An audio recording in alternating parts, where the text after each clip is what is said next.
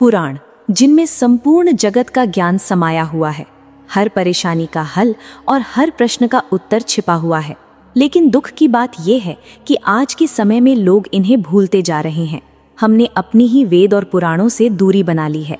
अगर कोई आपसे पूछे कि हिंदू धर्म में कितने पुराण हैं, उनके नाम क्या हैं, उनमें क्या ज्ञान लिखा है, तो शायद ज्यादातर लोग चुप रह जाएं। लेकिन सच तो ये है कि पुराण ही हमारी सनातन संस्कृति की रीढ़ है। पुराण शब्द का अर्थ ही है प्राचीन रचना। ये वे ग्रंथ हैं जिनमें देवताओं की लीलाएं, आरसी मुनियों की तपस्याएं, संतों की शिक्षाएं और वीर राजाओं की गाथाएं दर्ज हैं। इन ग्रंथों में जीवन का हर वो सिद्धांत लिखा है जो आज भी उतना ही सत्य है जितना हजारों साल पहले था। संस्कृत में लिखे गए ये पुराण बाद में हिंदी और अंग्रेजी में अनुवादित किए गए ताकि आम जनमानस भी इन्हें पढ़ सके और अपने जीवन में उतार सके। यही कारण है कि इन ग्रंथों को सनातन धर्म का हृदय कहा गया है। तो आइए आज हम विस्तार से जानेंगे कि पुराण क्या हैं, कितने हैं और उनका महत्व इतना गहरा क्यों है। वीडियो प्रारंभ करने से पहले आपसे एक विनम्र निवेदन है कि इस वीडियो को अंत तक अवश्य देखें, क्योंकि इसमें ऐसे अद्भुत और दिव्य रहस्य प्रकट होंगे जिनकी कल्पना आपने शायद कभी सपनों में भी न की हो। और इतना ही नहीं, हमारे इस चैनल पर आपको संपूर्ण पुराणों की विस्तृत और दुर्लभ कथाएं भी उपलब्ध हैं, इसलिए इस वीडियो के बाद उन्हें भी अवश्य देखें।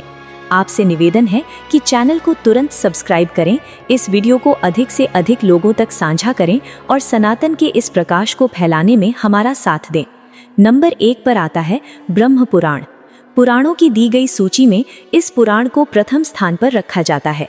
इस पुराण में सृष्टि की उत्पत्ति, पृथ्वी का पावन चरित्र, सूर्य एवं चंद्र वंश का वर्णन, श्री कृष्ण चरित्र, कल्पांत जीवी मार्कंडेय मुनि का चरित्र, तीर्थों का महात्म्य एवं अनेक भक्तिपरक आख्यानों की सुंदर चर्चा की गई है।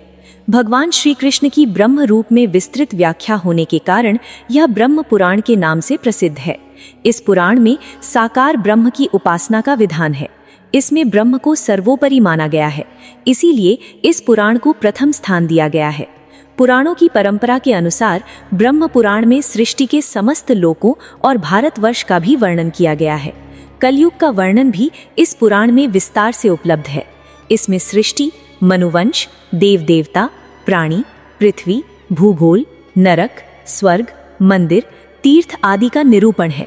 शिव पार्वती विवाह, कृष्ण लीला, विष्णु अवतार, विष्णु पूजन, वर्णाश्रम, श्राद्ध कर्म आदि का विचार है। संपूर्ण ब्रह्म पुराण में 246 अध्याय हैं। इसकी श्लोक संख्या लगभग 10,000 है। इस पुराण की कथा लोमहर्षण सूत जी एवं शौनक ऋषियों के संवाद के माध्यम से वर्णित है। यही कथा प्राचीन काल में ब्रह्मा ने दक्ष प्रजापति को सुनाई थी। नंबर 2 पर आता है गरुड़ पुराण। गरुड़ पुराण वैष्णव संप्रदाय से संबंधित है और सनातन धर्म में इसे मृत्यु के बाद सद्गति प्रदान करने वाला ग्रंथ माना गया है।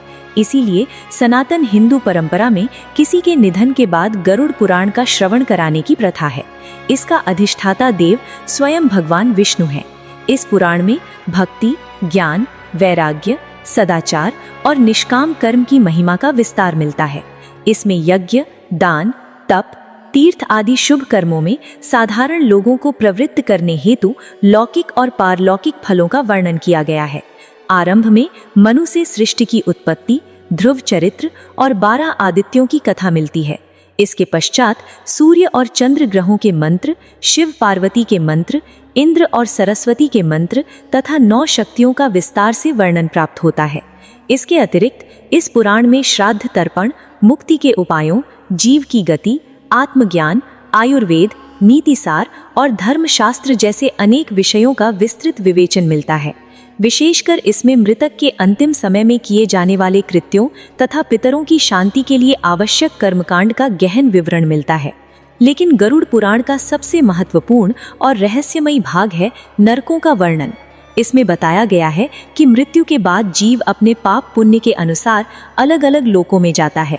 यदि उसने जीवन में पुण्य कर्म किए हों तो उसे स्वर्ग और मोक्ष की प्राप्ति होती है, परंतु यदि वो पापों में लिप्त रहा हो तो उसे विभिन्न नरकों में भेजा जाता है, जहां उसे उसके पापों के अनुसार दंड सहना पड़ता है।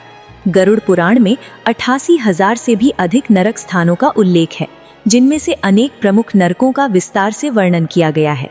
उदाहरण के लिए तामिश्र नरक, अंध तामिश्र नरक, रौरव नरक, कुंभीपाक नरक, कालसूत्र नरक, अस्पत्र वन नरक, रक्तकुल्य, सुकरमुख, शूलप्रोत इत्यादि।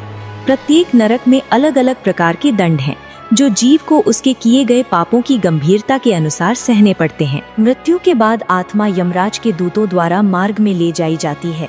इस मार्ग को प्रेत मार्ग या यम मार्ग कहा जाता है। इसमें 84,000 योजन लंबा भयानक रास्ता होता है। यहाँ आत्मा को तपती हुई धूप, कांटों भरे जंगल, कुत्तों और दुष्ट प्राणियों का आतंक सहना पड़ता है।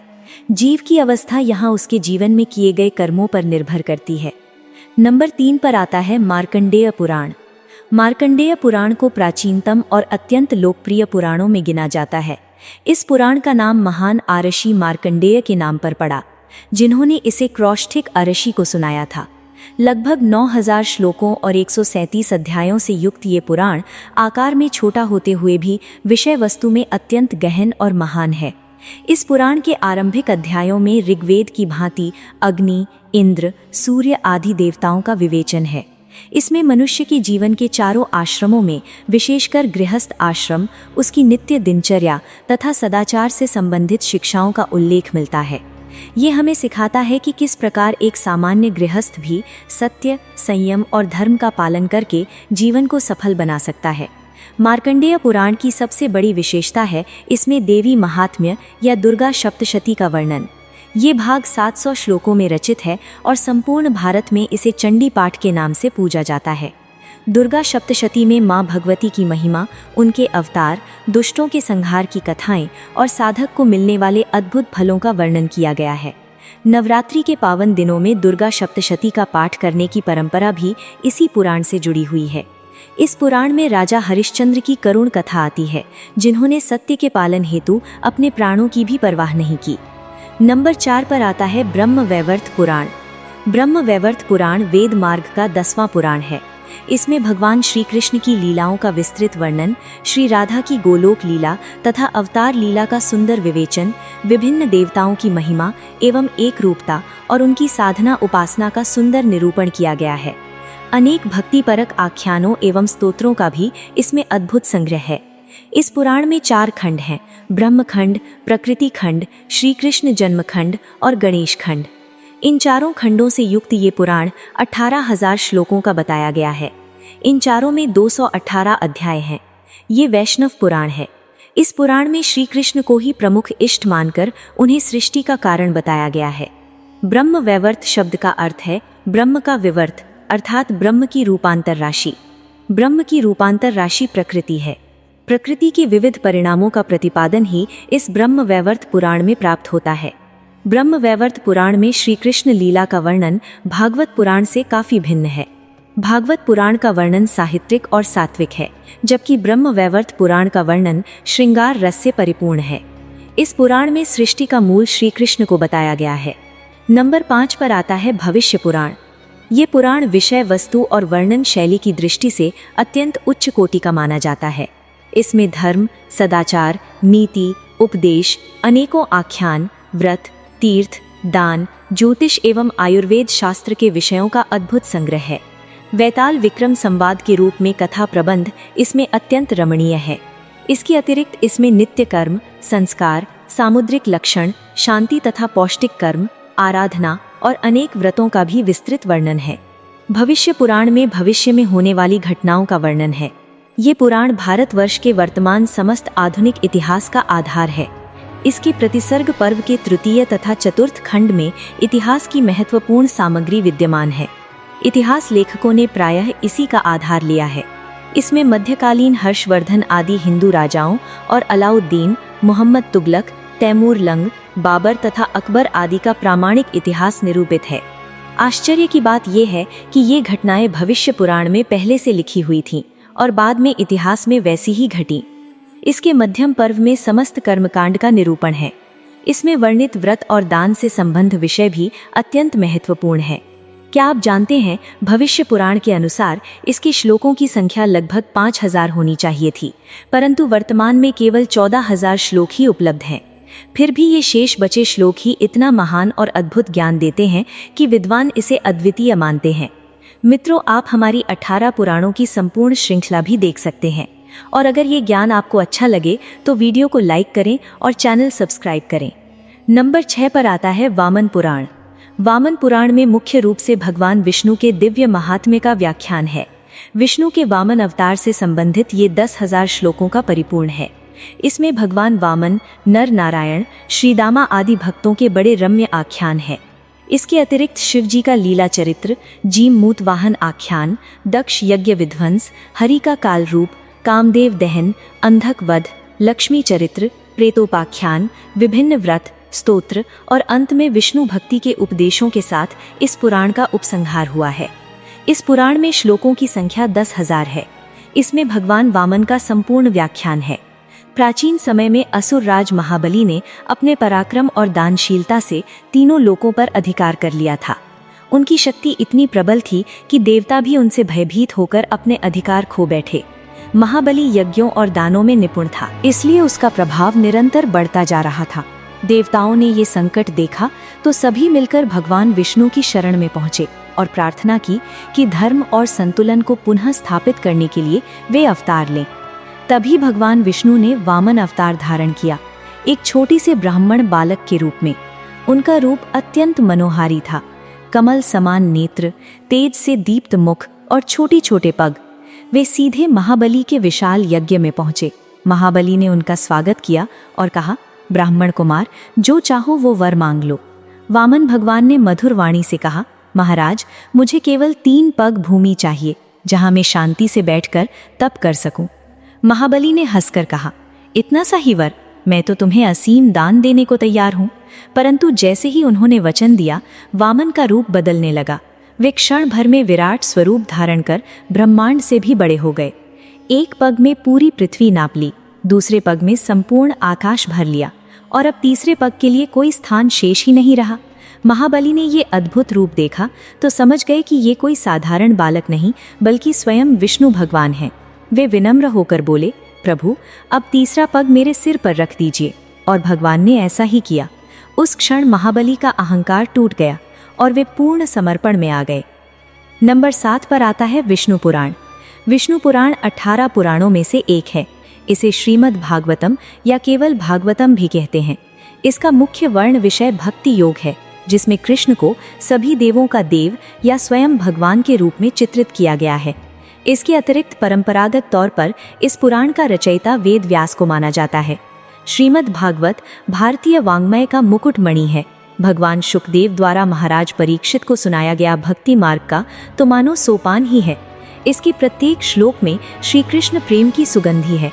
इसमें साधन ज्ञान, सिद्ध ज्ञान, साधन भक्ति, सिद्धा भक्ति, मर्यादा मार्ग, अनुग्रह मार्ग, द्वैत अद्वैत समन्वय के साथ प्रेरणादायी विविध उपाख्यानों का अद्भुत संग्रह है। भागवत पुराण में महर्षि सूत गोस्वामी उनके समक्ष प्रस्तुत साधुओं को एक कथा सुनाते हैं। साधु लोग उनसे विष्णु के विभिन्न अवतारों के बारे में प्रश्न पूछते हैं। सूत गोस्वामी कहते हैं कि ये कथा उन्होंने एक दूसरे आर्ष सुखदेव से सुनी थी। इसमें कुल 12 स्कंध हैं। प्रथम कांड में सभी अवतारों को सारांश रूप में वर्णन किया गया है। श्रीमद् भागवत इतनी ज्यादा कल्याणकारी है, जो इसे सुनता है उसके सारी पाप नष्ट हो जाते हैं। इसकी महिमा इतनी ज्यादा है कि एक बार राजा परीक्षित, जो अर्जुन के पौत्र और अभिमन्यु के पुत्र थे, एक बार शिकार करते हुए अत्यधिक प्यासे हो गए। तभी उन्हें एक आश्रम दिखा जहां एक तपस्वी आरषि ध्यान में लीन बैठे थे। राजा ने बार बार पानी मांगा, लेकिन आरषि समाधि में थे, उत्तर न मिला। राजा को क्रोध आ गया और उन्होंने एक मृत सांप उठाकर आरषि के गले में डाल दिया। जब आरषि का पुत्र श्रृंगी लौटकर आया और उसने ये दृश्य देखा तो उसने क्रोधित होकर श्राप दिया, जिस राजा ने मेरे पिता का अपमान किया है उसे 7वें दिन तक्षक नाम का विषधर नाग दंस कर मार डालेगा। ये शाप राजा परीक्षित को सुना। अब सोचिए, एक राजा जिसके पास साम्राज्य, शक्ति, सेना सब है, वह भी इस शाप से बच नहीं सकता था। ऐसे समय में उन्होंने क्या किया? राजा परीक्षित ने अपना सब कुछ त्याग दिया और गंगा तट पर जाकर बैठ गए। वहां उन्होंने अपने प्राणों के अंतिम 7 दिन केवल भगवान की कथा सुनने का निश्चय किया। और तब आर्षि सुखदेव आए और उन्होंने उन्हें भागवत पुराण का उपदेश दिया। 7 दिन की भागवत कथा सुनकर राजा परीक्षित का हृदय कृष्ण प्रेम से भर गया और वे मृत्यु को उत्सव की तरह स्वीकारने लगे। नियत समय पर तक्षक नाग आया और डसकर उनके शरीर को भस्म कर दिया, लेकिन कथा के प्रभाव से उनकी आत्मा सीधे भगवत धाम को चली गई। नंबर 9 पर आता है शिव पुराण। सभी 18 महापुराणों में से शिव पुराण को अत्यंत महत्वपूर्ण स्थान प्राप्त है। ये पुराण केवल कथा ग्रंथ नहीं, बल्कि स्वयं भगवान शिव की महिमा का गान, उनकी उपासना की विधि और जीवन की गूढ़ रहस्यों का अनमोल भंडार है। इसमें ब्रह्म शिव के कल्याणकारी स्वरूप का तात्विक विवेचन, उनके रहस्य, महिमा और उपासना का विस्तृत वर्णन मिलता है। यहाँ शिव को पंच देवों में प्रधान, अनादि सिद्ध परमेश्वर के रूप में स्वीकार किया गया है। शिव स्वयंभू हैं, शाश्वत हैं, सर्वोच्च सत्ता हैं, विश्व चेतना है और संपूर्ण ब्रह्मांड के आधार हैं। इस ग्रंथ में भगवान शिव के विविध रूपों, अवतारों, ज्योतिर्लिंगों, शिव धाम, शिव भक्तों, शिवोपासना और शिव तत्व का अद्भुत संगम देखने को मिलता है। इस पुराण में भगवान शिव के अनेक रूपों और अवतारों का वर्णन है, जैसे अश्वत्थामा, दुर्वासा, हनुमान, शंकराचार्य आदि को शिव का अंशावतार माना गया है। इसके अतिरिक्त शिव की विवाह की कथा, पार्वती जी का तप, कार्तिकेय और गणेश जी की उत्पत्ति, समुद्र मंथन के द्वारा विषपान और शिव भक्तों की अद्भुत कथाएं इसमें विस्तार से मिलती हैं। शिव पुराण में सृष्टि की उत्पत्ति और प्रलय का रहस्य भी बताया गया है। भगवान शिव ही वो शक्ति हैं जिनसे सृष्टि उत्पन्न होती है, वही पालन करते हैं और समय आने पर वही उसका संहार करते हैं। प्रलय के समय संपूर्ण ब्रह्मांड शिव में ही लीन हो जाता है। शिव पुराण में ये भी स्पष्ट है कि भगवान शिव अपने भक्तों पर अत्यंत शीघ्र प्रसन्न हो जाते हैं। भक्त चाहे दानव हो, गंधर्व हो या साधारण मनुष्य, यदि उसने सच्चे मन से शिव का स्मरण किया तो उसे मनोवांछित फल प्राप्त हुआ। यही कारण है कि शिव को आशुतोष कहा जाता है। नंबर 10 पर आता है नारद पुराण। नारद पुराण या नारदीय पुराण 18 महापुराणों में से एक पुराण है। ये स्वयं महर्षि नारद के मुख से कहा गया एक वैष्णव पुराण है। महर्षि व्यास द्वारा लिपिबद्ध किए गए 18 पुराणों में से एक है। प्रारंभ में ये 24,000 श्लोकों का संग्रह था, लेकिन वर्तमान में उपलब्ध संस्करण में केवल 22,000 श्लोक ही उपलब्ध हैं। इस पुराण के विषय में कहा जाता है कि इसका श्रवण करने से पापी व्यक्ति भी पाप मुक्त हो जाते हैं। पापियों का उल्लेख करते हुए कहा गया है कि जो व्यक्ति ब्रह्म हत्या का दोषी है, मदिरा पान करता है, मांस भक्षण करता है, वेश्यागमन करता है, तामसिक भोजन खाता है तथा चोरी करता है, वह पापी है।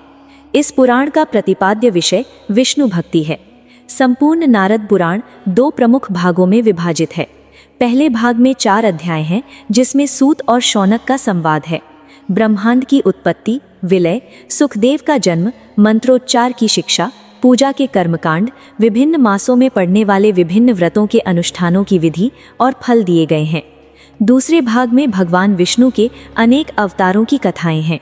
ये पुराण इस दृष्टि से काफी महत्वपूर्ण है कि इसमें 18 पुराणों की अनुक्रमणिका दी गई है।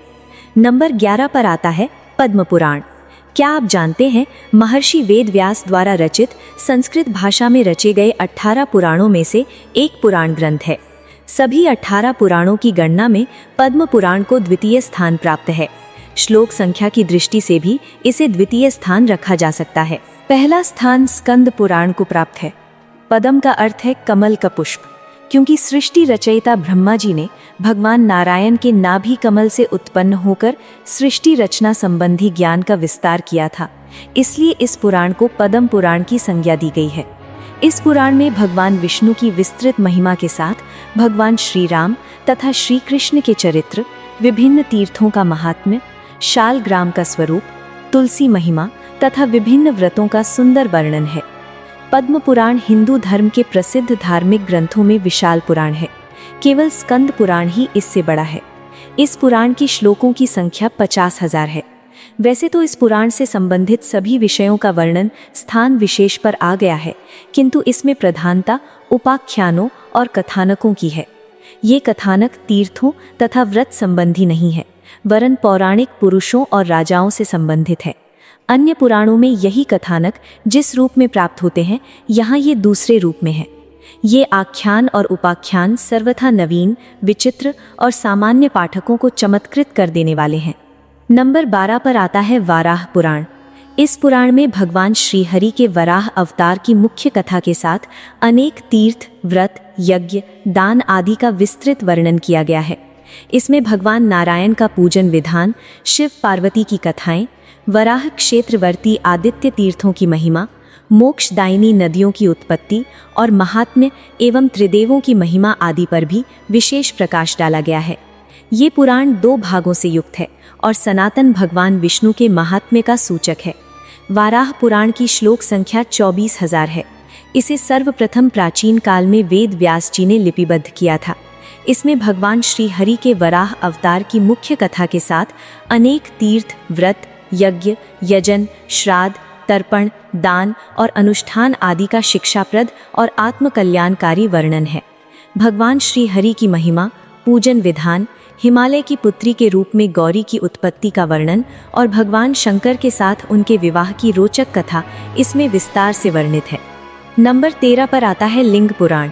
18 पुराणों में भगवान महेश्वर की महान महिमा को बतलाने वाला लिंग पुराण विशिष्ट पुराण कहा गया है। भगवान शिव की ज्योतिर्लिंगों की कथा, ईशान कल्प के वृत्तांत, सर्व विसर्ग आदि 10 लक्षणों सहित वर्णित है। भगवान शिव की महिमा को बतलाने वाला लिंग पुराण में 11,000 श्लोकों में किया गया है। ये समस्त पुराणों में श्रेष्ठ है। वेद व्यास कृत इस पुराण में पहले योग, फिर कल्प के विषय में बताया गया है। लिंग शब्द के प्रति आधुनिक समाज में बड़ी भ्रांति पाई जाती है। लिंग शब्द का शाब्दिक अर्थ चिन्ह अथवा प्रतीक है, जैसा कि कणाद मुनि कृत वैशेषिक दर्शन ग्रंथ में पाया जाता है। भगवान महेश्वर आदि पुरुष है। ये शिवलिंग उन्हीं भगवान शंकर की ज्योति रूपा चिन्मय शक्ति का चिन्ह है।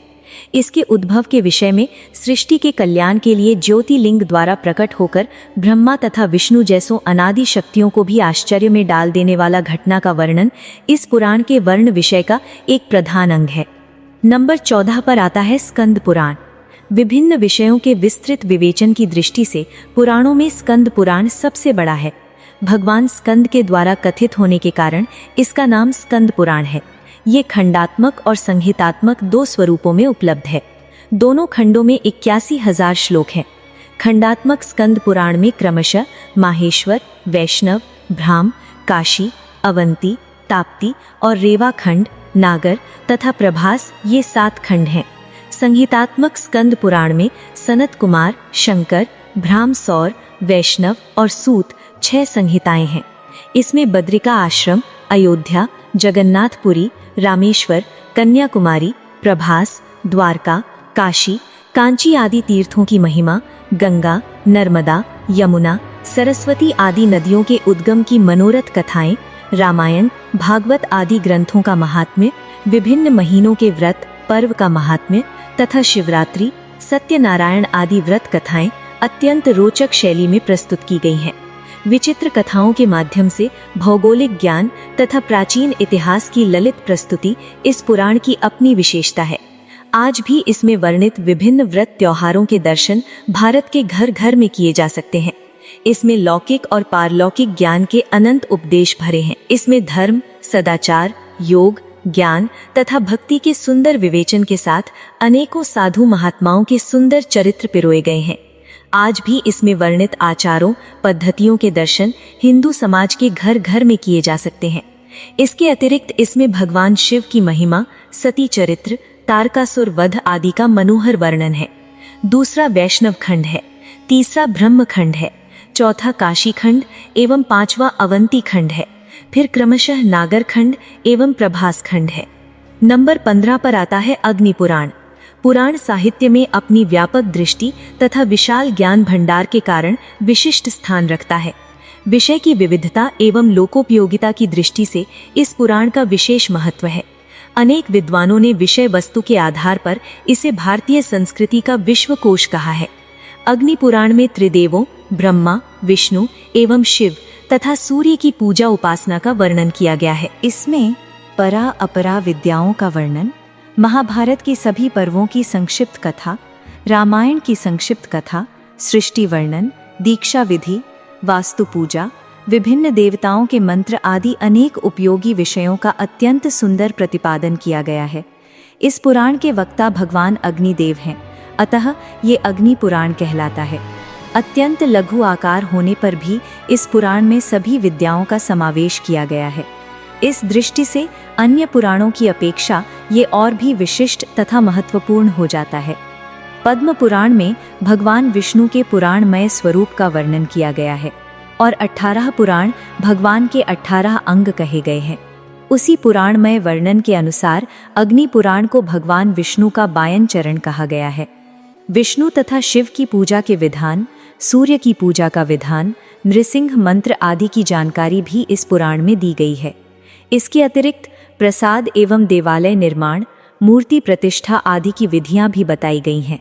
इसमें भूगोल, ज्योतिष शास्त्र तथा वैद्यक के विवरण के बाद राजनीति का भी विस्तृत वर्णन किया गया है, जिसमें अभिषेक, सहाय, संपत्ति, सेवक, दुर्ग, राजधर्म आदि आवश्यक विषय निर्णीत हैं। धनुर्वेद का भी बड़ा ही ज्ञानवर्धक विवरण दिया गया है, जिसमें प्राचीन अस्त्र शस्त्रों तथा सैनिक शिक्षा पद्धति का विवेचन विशेष उपादेय तथा प्रामाणिक है। इस पुराण के अंतिम भाग में आयुर्वेद का विशिष्ट वर्णन अनेक अध्यायों में मिलता है। इसके अतिरिक्त छंद शास्त्र, अलंकार शास्त्र, व्याकरण तथा कोश विषयक विवरण भी दिए गए हैं।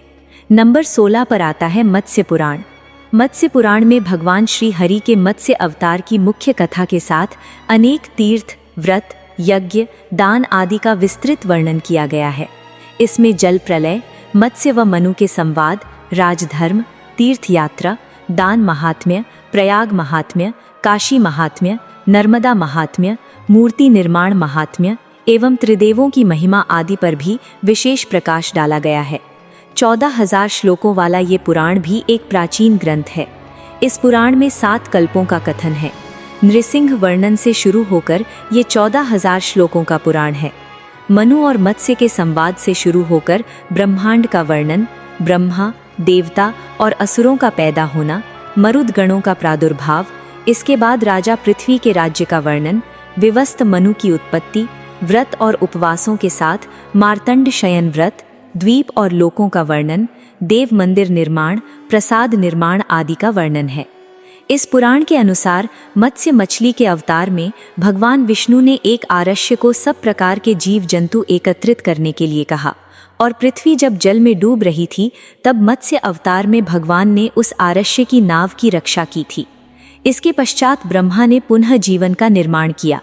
एक दूसरी मान्यता के अनुसार एक राक्षस ने जब वेदों को चुराकर सागर में छुपा दिया तब भगवान विष्णु ने मत्स्य रूप धारण करके वेदों को प्राप्त किया और उन्हें पुनः स्थापित किया। नंबर 17 पर आता है कुर्म पुराण। महापुराणों की सूची कुर्म पुराण का विशेष महत्व है। सर्वप्रथम भगवान विष्णु ने कुर्म अवतार धारण करके इस पुराण को राजा इंद्रदुम्न को सुनाया था। पुनः भगवान कुर्म ने उसी कथानक को समुद्र मंथन के समय इंद्रादि देवताओं तथा नारद आदि ऋषिगणों से कहा। तीसरी बार नैमिषारण्य के 12 वर्षीय महासत्र के अवसर पर रोमहर्षण सूत के द्वारा इस पवित्र पुराण को सुनने का सौभाग्य 88,000 ऋषियों को प्राप्त हुआ। भगवान कुर्म द्वारा कथित होने के कारण ही इस पुराण का नाम कुर्म पुराण विख्यात हुआ। 17 श्लोकों का ये पुराण विष्णु जी ने कुर्म अवतार से राजा इंद्रदुम्न को दिया था। इसमें विष्णु और शिव की अभिन्नता कही गई है। पार्वती के 8 सहस्त्र नाम भी कहे गए हैं। काशी व प्रयाग क्षेत्र का महात्म्य, ईश्वर गीता, व्यास गीता आदि भी इसमें समाविष्ट है। नंबर 18 पर आता है ब्रह्मांड पुराण। ब्रह्मांड पुराण 12,000 श्लोकों वाला एक महत्वपूर्ण ग्रंथ है जिसे वायुदेव ने व्यास जी को प्रदान किया था। इसका नाम ही बताता है कि इसमें संपूर्ण ब्रह्मांड की उत्पत्ति, संरचना और रहस्यों का अद्भुत विवेचन है। ये पुराण 4 पादों में विभाजित है: प्रक्रिया पाद, अनुष्ठान पाद, उपोघात पाद और उपसंहार पाद। पहले भाग में सृष्टि की रचना और ब्रह्मांड की उत्पत्ति का विस्तृत वर्णन मिलता है। दूसरे भाग में यज्ञ, व्रत, दान और विविध संस्कारों का उल्लेख है। तीसरे भाग में देवताओं, ऋषियों और वंशों की कथाएं आती हैं, जबकि अंतिम भाग धर्म, नीति, मोक्ष और जीवन के अंतिम सत्य की ओर मार्गदर्शन करता है। कहा जाता है कि प्राचीन काल में एक आराशी इसे लेकर जावा द्वीप पहुंचे थे और वहां इसका अनुवाद स्थानीय भाषा में किया गया, जो आज भी उपलब्ध है। ये तथ्य दर्शाता है कि भारतीय संस्कृति और पुराण साहित्य की जड़ें कितनी गहरी और विश्वव्यापी रही हैं। वेदों की गूढ़ शिक्षाओं को सरल और व्यावहारिक रूप में समझाने का कार्य पुराणों ने किया है, और इस दृष्टि से ब्रह्मांड पुराण विशेष रूप से महत्वपूर्ण है। अगर आपको ये दिव्य 18 पुराणों की सार की वीडियो अच्छी लगी हो तो वीडियो को लाइक और कमेंट ज़रूर करें, और इस वीडियो को हर सनातनी तक फैला दें ताकि हमारी सनातन संस्कृति का ये अनमोल ज्ञान घर घर तक फैले और नई पीढ़ी भी अपने गौरवशाली धर्म से जुड़ सके। और हाँ, चैनल पर अधिकतर पुराणों की संपूर्ण कथाएं और विशेष वीडियो पहले से उपलब्ध हैं। अभी जाकर उन्हें भी अवश्य देखें और ज्ञान की इस दिव्य यात्रा का हिस्सा बने। और अभी तक आपने हमारे चैनल खामोश इतिहास को सब्सक्राइब नहीं किया है तो सब्सक्राइब ज़रूर कर लेना।